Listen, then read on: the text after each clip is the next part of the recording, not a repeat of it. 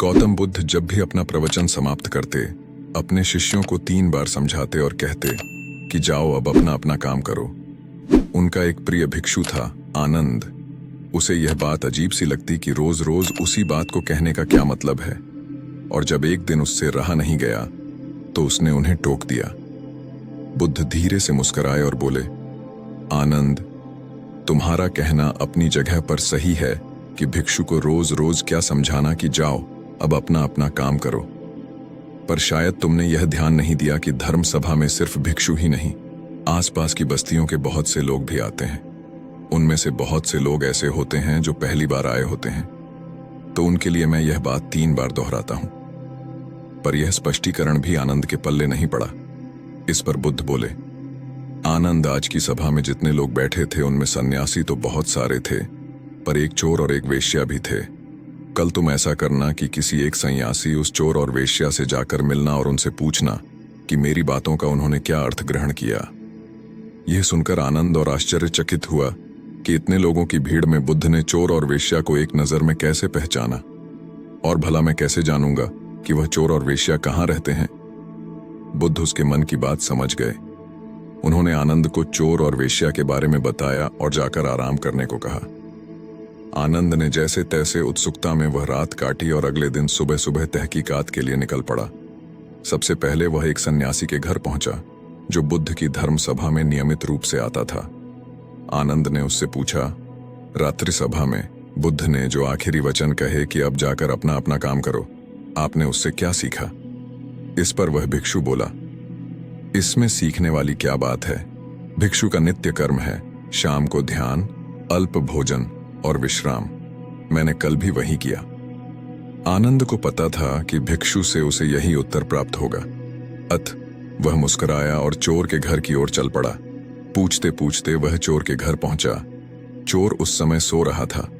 उसे उसके घर वालों ने जगाया और बताया कि भिक्षु आनंद उससे मिलने आए हैं। यह सुनकर चोर चौंक उठा और हाथ जोड़कर आनंद के सामने हाजिर हो गया। आनंद ने अपना सवाल दोहरा दिया, रात्रि सभा में बुद्ध ने जो आखिरी वचन कहे कि अब जाकर अपना अपना काम करो, आपने उससे क्या सीखा? चोर विनम्र शब्दों में बोला, भिक्षु, बुद्ध तो अंतर्यामी हैं, इसलिए आपसे क्या छिपाना।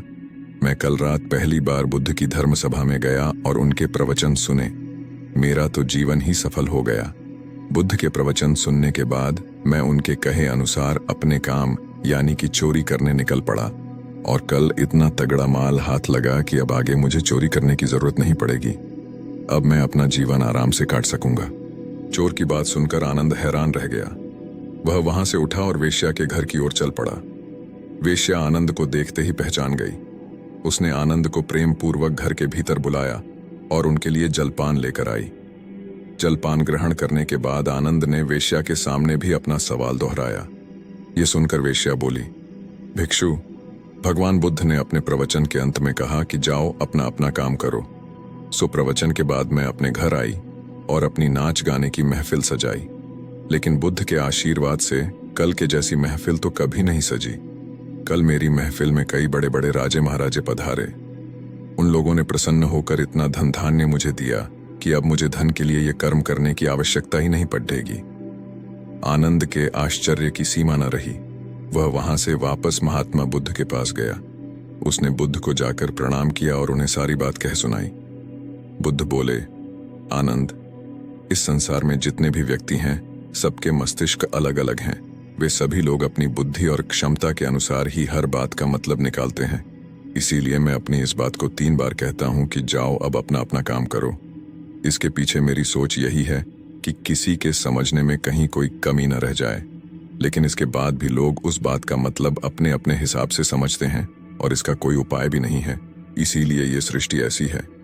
हम इसे बदलने के लिए लोगों को प्रेरित तो कर सकते हैं, पर हमारी बातों का कितना असर उन पर होगा यह कोई नहीं जानता।